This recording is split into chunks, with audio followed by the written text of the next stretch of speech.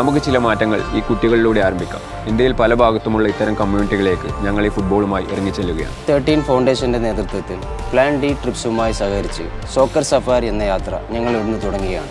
4 മാസം കൊണ്ട് ഇന്ത്യ മുഴുവൻ സഞ്ചരിച്ച് ഫുട്ബോളിലെ പല പ്രമുഖരെയും കണ്ട് കുട്ടികൾ ഈ ഫുട്ബോളിലൂടെ വളർന്നു വരേണ്ട ആവശ്യകതയെക്കുറിച്ച് സംസാരിച്ച് ഇന്ത്യയിൽ പലയിടത്തും ഇത്തരം സെന്ററുകൾ സ്ഥാപിച്ച് അവർക്ക് അവസരമൊരുക്കുക എന്ന വലിയ ലക്ഷ്യത്തോടെ ഞങ്ങൾ ഈ യാത്ര ആരംഭിക്കുകയാണ്.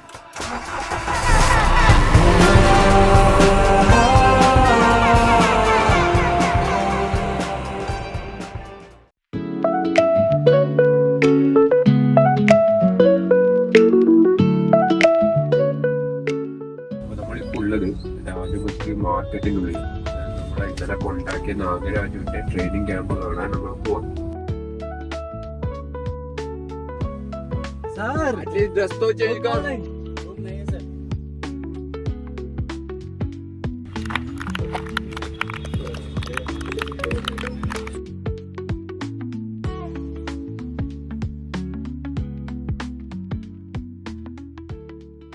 ഫുട്ബോളിന്റെ അവസ്ഥ ഭയങ്കര ദയനീയാണ് കേട്ടോ. നിങ്ങളിപ്പോ കണ്ടില്ലേ, കുട്ടികള് അവർക്ക് എക്യുപ്മെന്റ്സ് ഇല്ല, അവർക്ക് സാധനങ്ങളില്ല. അപ്പം അവര് ഓരോട് ചോദിക്കുമ്പോൾ ഓരോ ആളെ പേരാ പറയുന്നത്. സ്പോർട്സിന്റെ പേര് പറയുന്നത്, കേന്ദ്രത്തിന്റെ പേര് പറയുന്നത്. ലിറ്ററലി പറഞ്ഞ ഒന്നുമില്ല. ബേസിക്കലി അത്രയേ ഉള്ളൂ. ഒന്നുമില്ല കുട്ടിക്ക്. ബോളില്ല, കിറ്റില്ല, ഷൂസ് ഇല്ല, ഗ്രൗണ്ട് ഇല്ല കളിക്കാൻ. ഇപ്പൊ ഇവിടെ പറഞ്ഞില്ലേ, ഇവിടെ ഗവൺമെന്റ് ഒരു പരിപാടി നടത്തിയിട്ടുണ്ടായിരുന്നു. ഈ ആന്ധ്രാപ്രദേശത്ത് നമ്മുടെ 150 കോടി പ്രൊജക്റ്റാണ്. ആ പ്രൊജക്റ്റിൻ്റെ അകത്ത് ഫുട്ബോൾ ഇല്ല. ഏതോ 5 ഗെയിമുകളെ ഉണ്ടായിരുന്നു, അതിൽ ഫുട്ബോൾ ഇല്ല. ഫുട്ബോളിൻ്റെ അവസ്ഥ വളരെ ദയനീയമാണ്.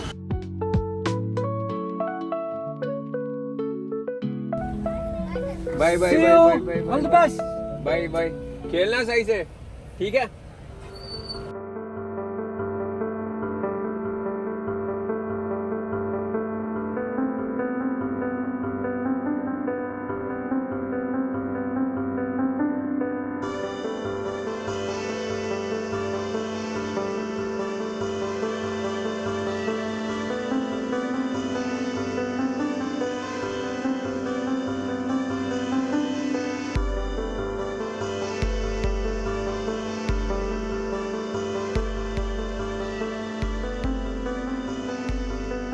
Where are you going? Where you going?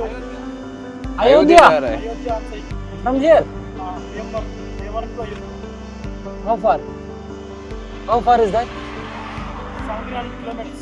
1700.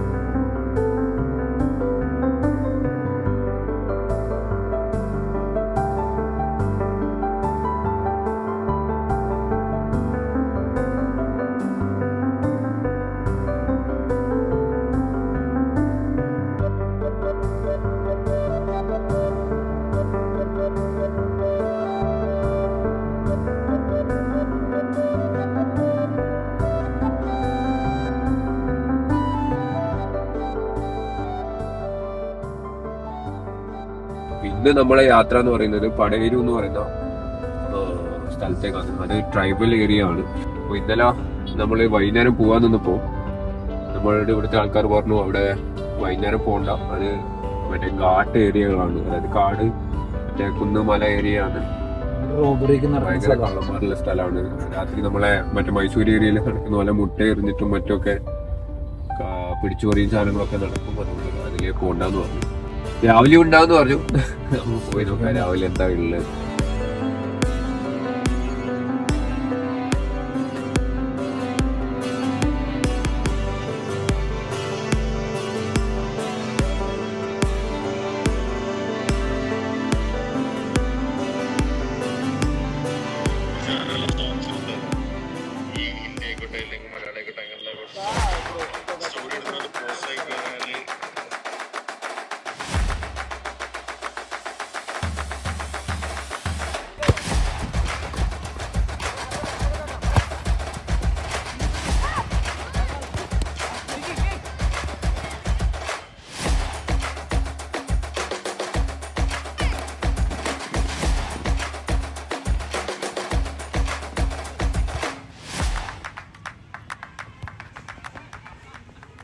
मेरा नाम है रीनो एंटो, इसका नाम है सीके विनीत।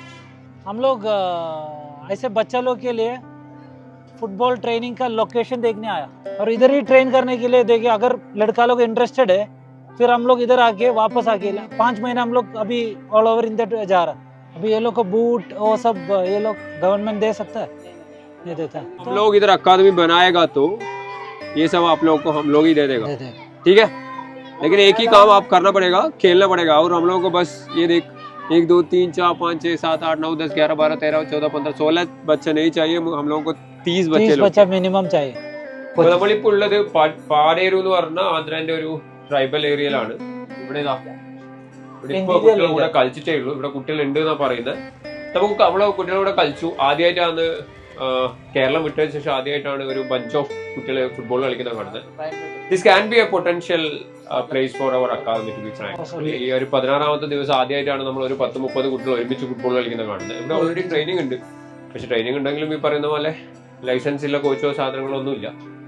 അപ്പൊ നമുക്ക് ഇതൊരു പൊട്ടൻഷ്യൽ പ്ലേസ് ആക്കാം. നമുക്കൊരു ഫസ്റ്റ് നോട്ടഡ് സാധനമാണിത്. നാളെ വിശാഖപട്ടണത്തേക്കാണ്. ഇവിടുന്ന് മന്യം പോകണമെന്ന് പറഞ്ഞിട്ടുണ്ടായിരുന്നു, പക്ഷെ വിശാഖപട്ടണത്തിൽ നിന്ന് അവിടുത്തെ GSTO വിളിച്ചിട്ട് അവിടെയാണ് ആന്ധ്രയിലെ ഫുട്ബോൾ കൂടുതൽ എന്ന് പറയുന്നു. അപ്പൊ നാളെ വിശാഖപട്ടണത്തേക്ക് പോകണം. പക്ഷേ സ്റ്റിൽ വിശാഖപട്ടണം നമ്മളെ ഒരു അക്കാദമി സെന്റർ ആവാനുള്ള ചാൻസ് വളരെ കുറവാണ്. കാരണം എന്താണെന്ന് വെച്ചാൽ അത് ട്രൈബൽ ഏരിയകളല്ല. പിന്നെ അവിടെ കണ്ടമാനം ക്ലബ് ഉണ്ട് എന്ന് അവർ തന്നെ പറഞ്ഞിട്ടുണ്ട്. നോക്കാം എന്തായാലും നമുക്ക്. ഇപ്പം this is one of the place Paderu. Okay.